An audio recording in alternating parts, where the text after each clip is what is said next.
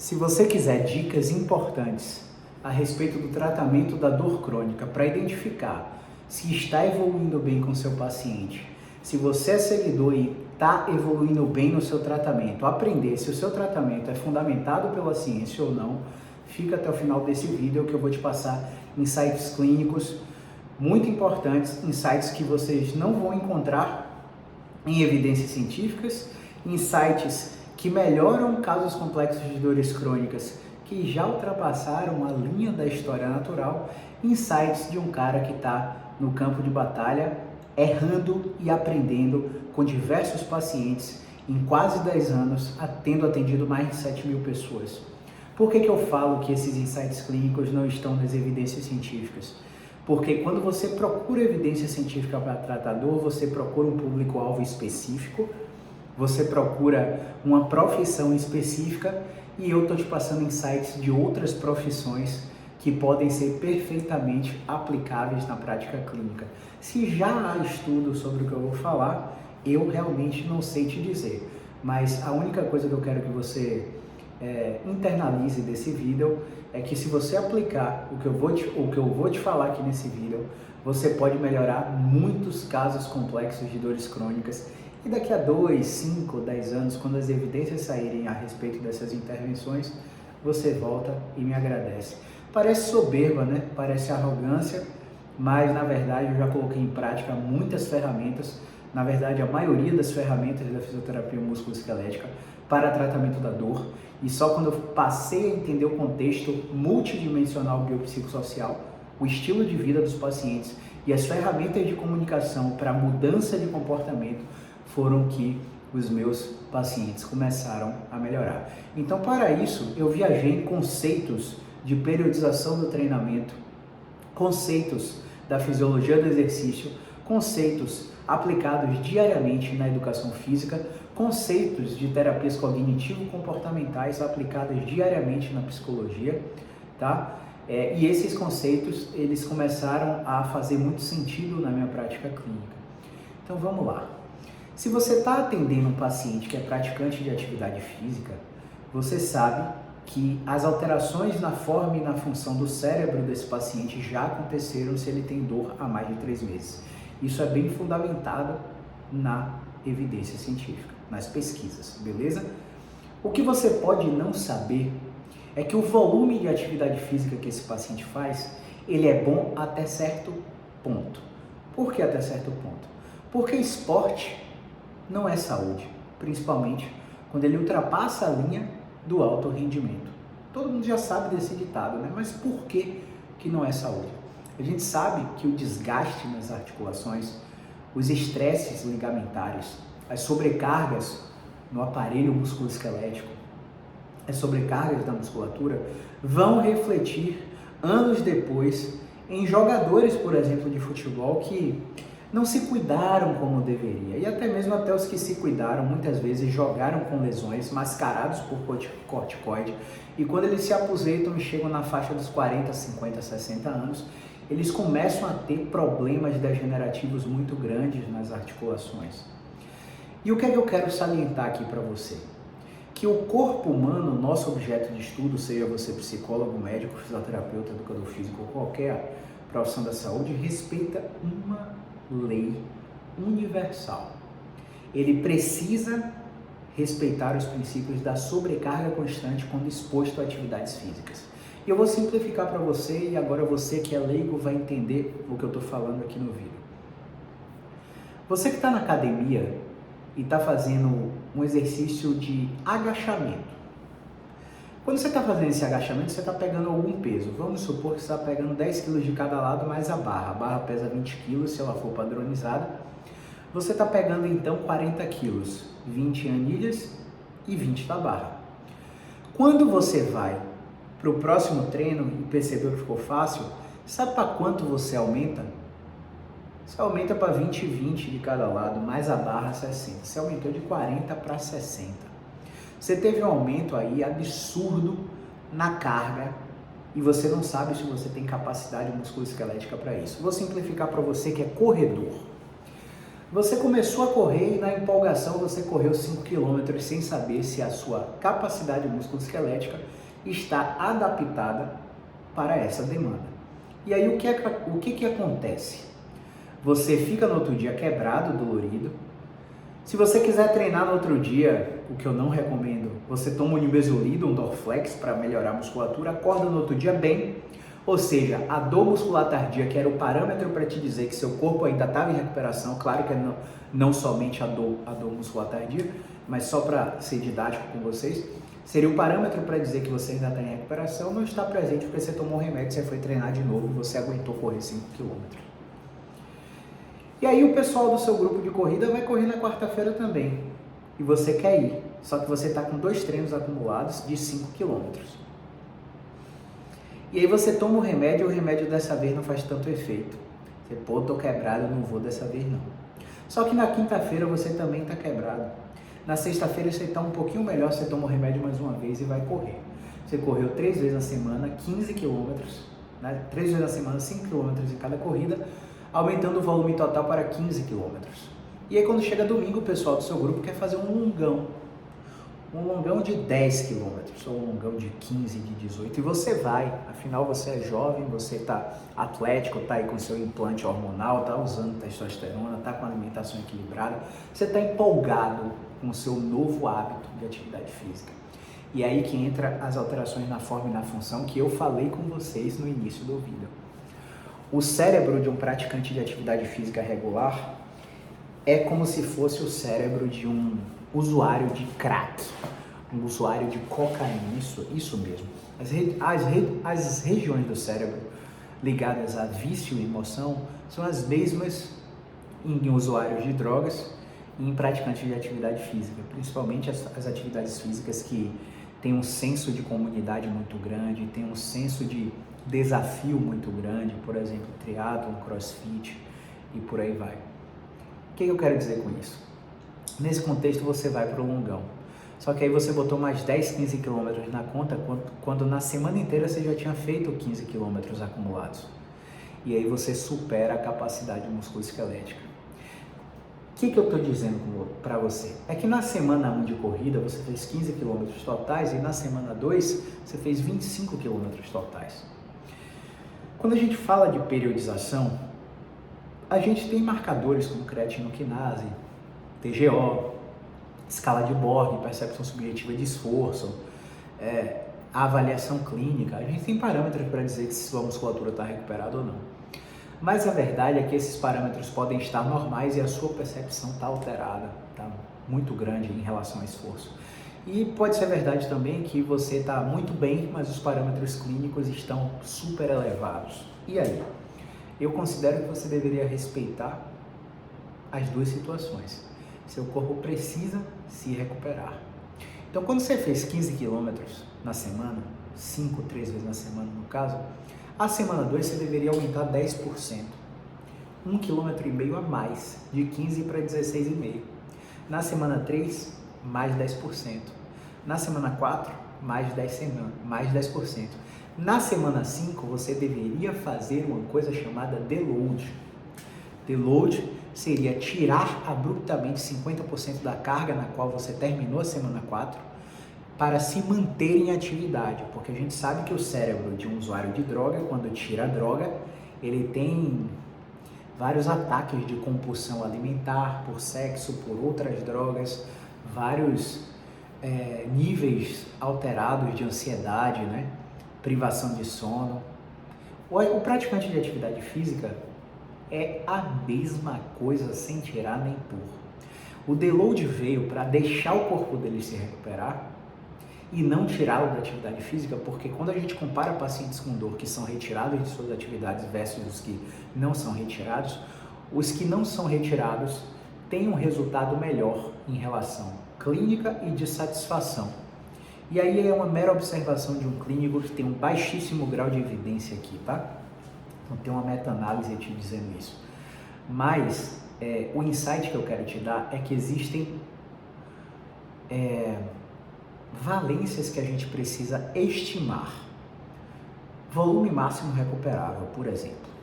Para membros inferiores, Você tem uma quantidade de séries na semana que seu corpo é capaz de se recuperar para a próxima semana.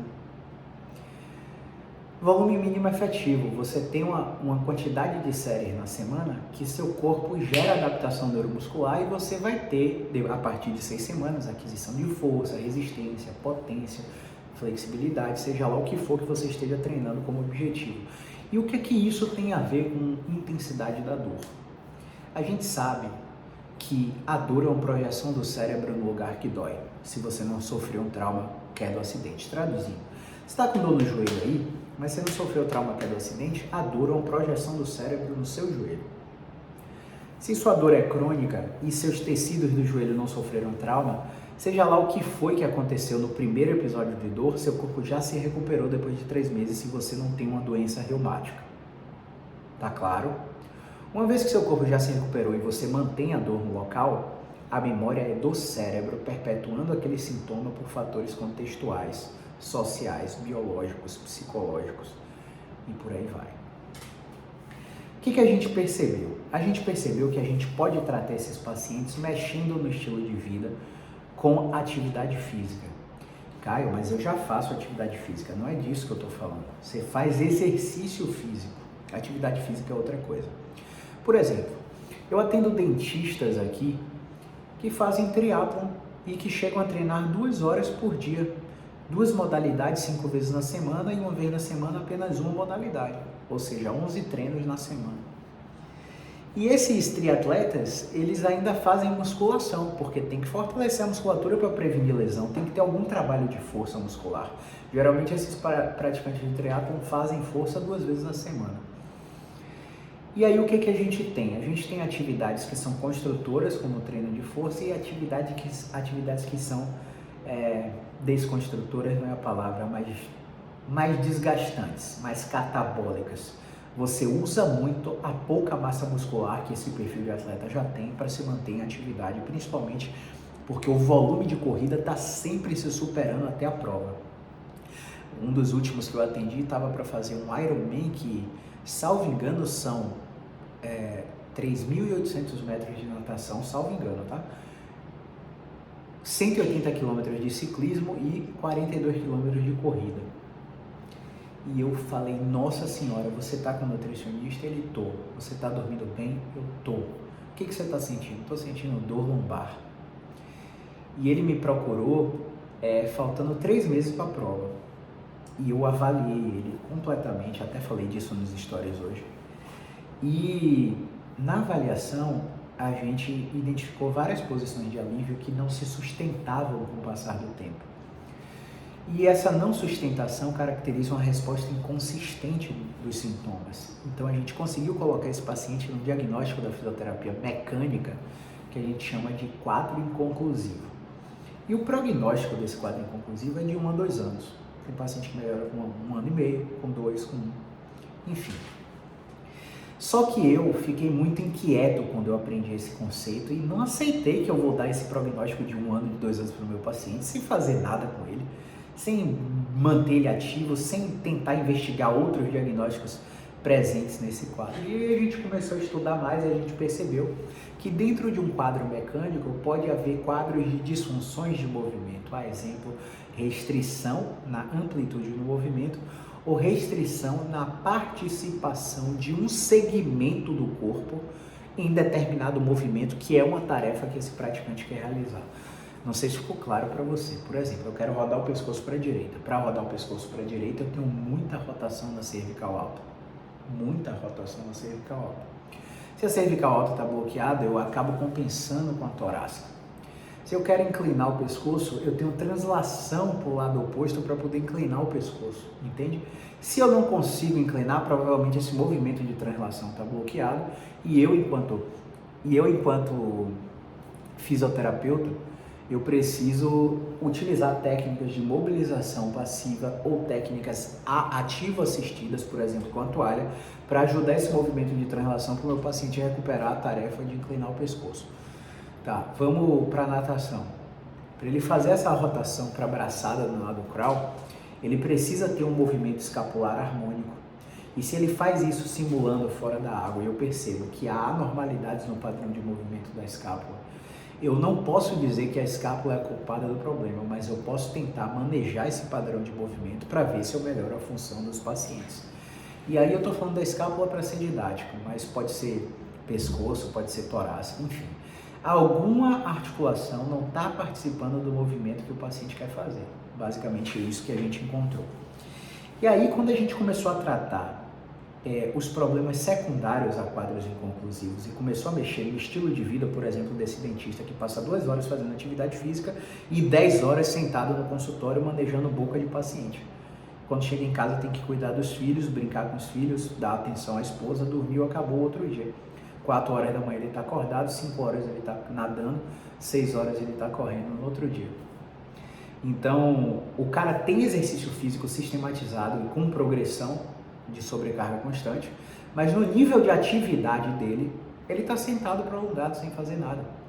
Então a gente começou a dar tarefas para esses pacientes, como por exemplo, começar com 5 andares de escada todos os dias, começar com 5.000 passos todos os dias, semana após semana e aumentando, 7.500 passos, 10.000 passos, 7 andares de escada, 10 andares de escada todos os dias.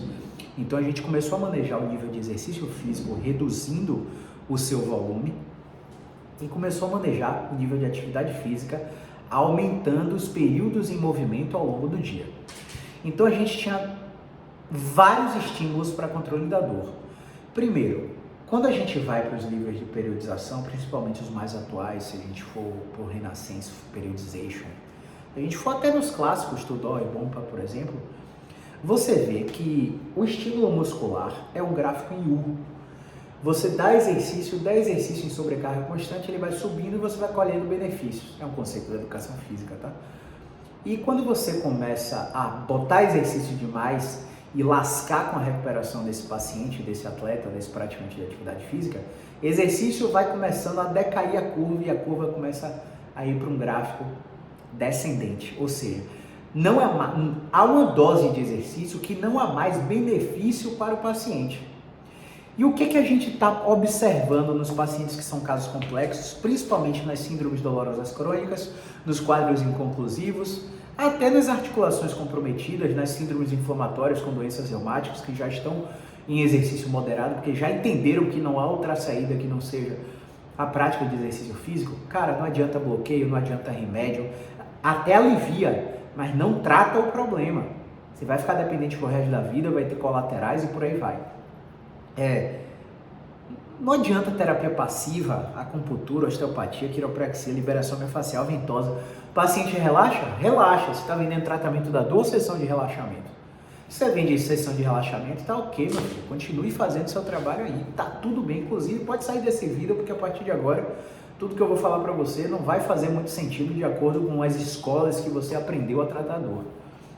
Então, o que funciona para esses casos, é a terapia cognitivo-comportamental /funcional, junto da exposição gradativa ao movimento que o paciente quer fazer, junto ao controle das capacidades e demandas em sistemas complexos de tratamento da dor.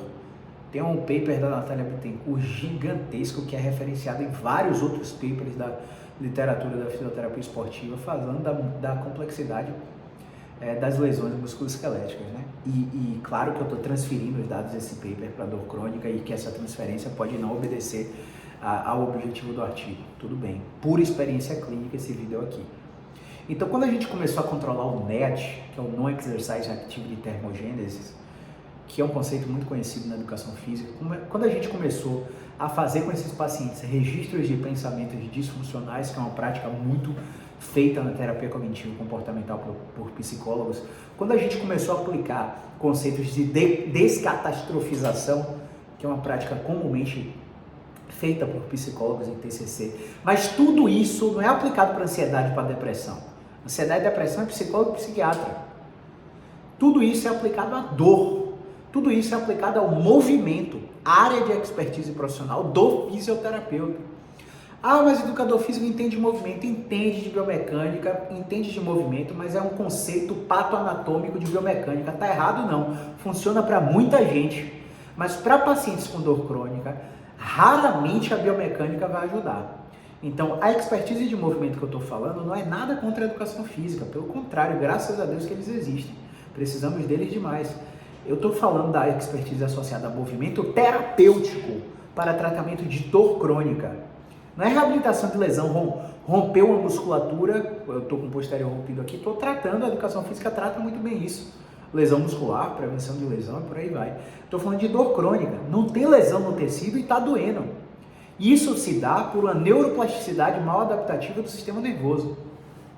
E essa neuroplasticidade mal adaptativa do sistema nervoso começa a gerar alterações no sistema modulatório de dor, nos tratos córtico-espinhais laterais, espinotalâmico, enfim, e todos os tratos que conduzem essas informações por 4 portões da periferia até o tálamo, até as estruturas cerebrais superiores. Essas estruturas estão todas em disfunção, há um processamento anormal. E o expert em manejar essas condições dolorosas crônicas é o fisioterapeuta.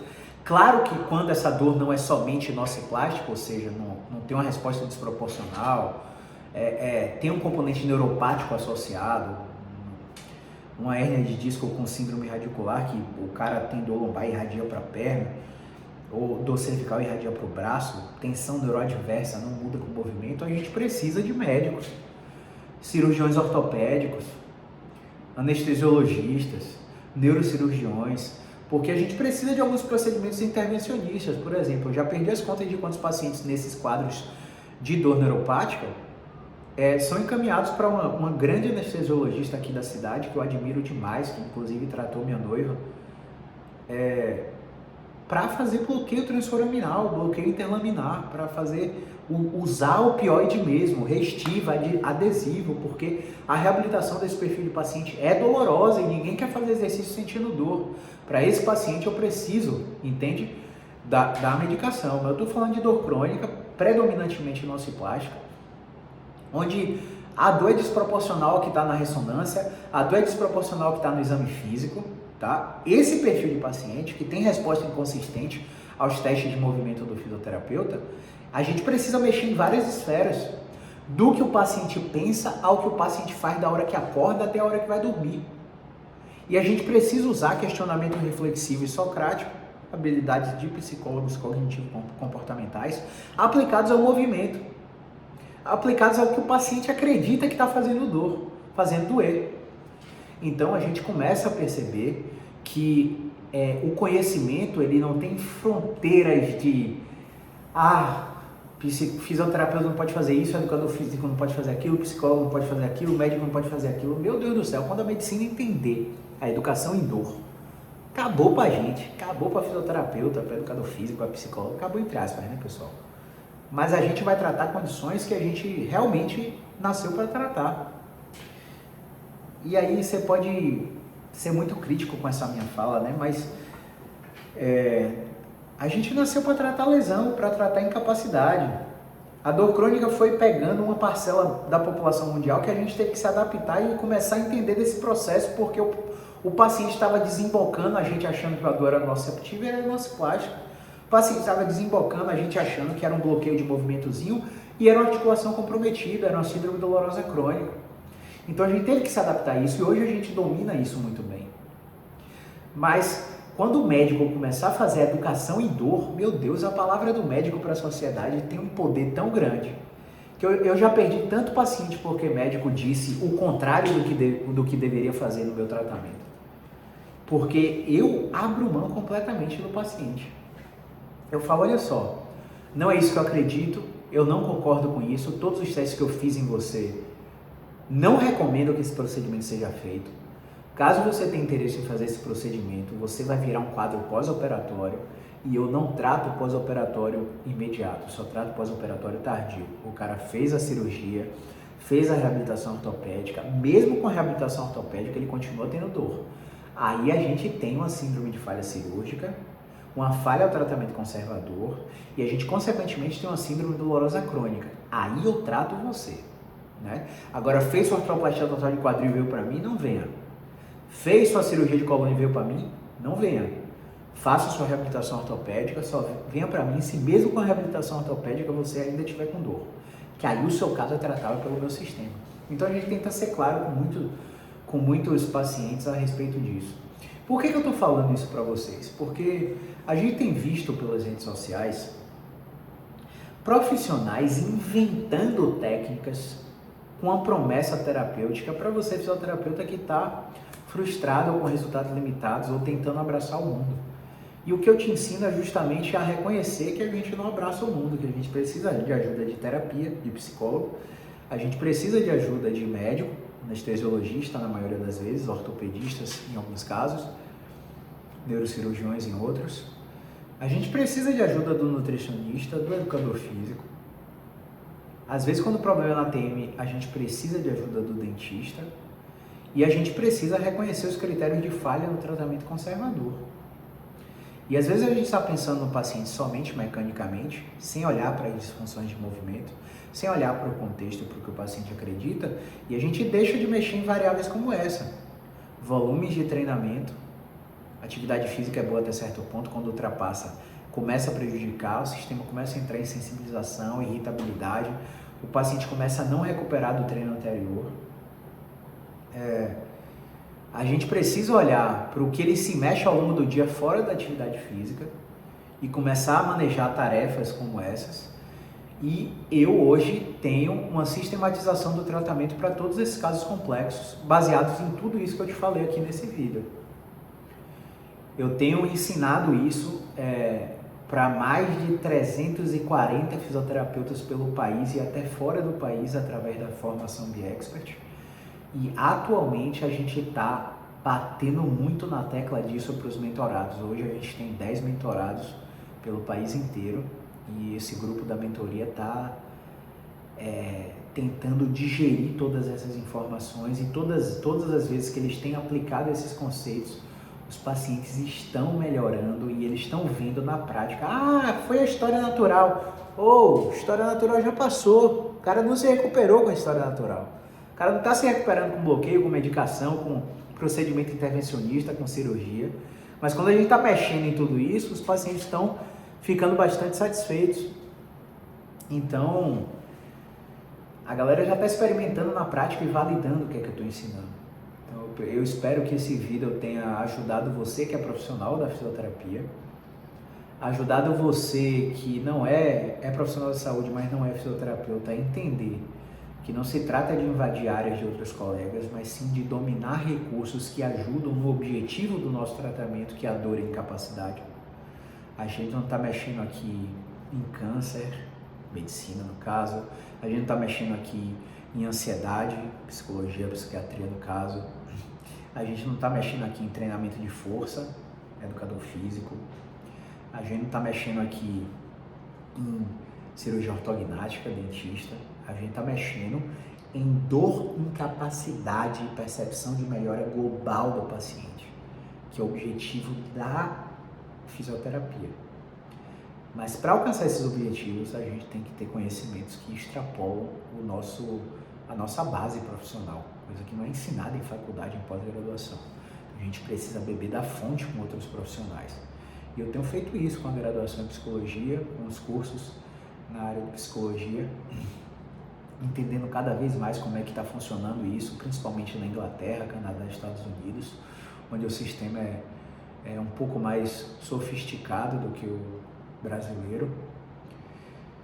E muito por isso a gente não pode e não abre mão de fazer uma fisioterapia particular, cobrando um valor acima da média do referencial nacional de honorários da nossa profissão, porque para entender de tudo isso, a consulta que a gente faz não termina quando você vai embora do consultório. Quando você vai embora do consultório, a gente se debruça no seu caso, no seu contexto, para sistematizar um tratamento semana após semana e perceber o que você vai fazer em cada ponto do tratamento, para quais profissionais você precisa ir em cada ponto do tratamento. Para não se estender muito com esse vídeo, eu vou encerrar por aqui, e se vocês quiserem se aprofundar cada vez mais nesse conteúdo que eu tenho disseminado para diversos profissionais pelo país, aqui na descrição vai ter o link de todos os meus programas educacionais: curso de dor lombar, curso de dor na coluna, curso de dor crônica. E você pode entrar para ver o conteúdo programático e começar a se aperfeiçoar comigo, beleza? Se Se você gostou desse vídeo, deixa o like, compartilha com o máximo de colegas que você conhecer, para que vocês unifiquem a linguagem. Muitas vezes a gente quer conversar com um profissional sobre isso, o profissional não faz ideia de onde está vindo esse conceito. Então é importante que vocês entendam, tá bom? Um grande abraço, movimento é vida.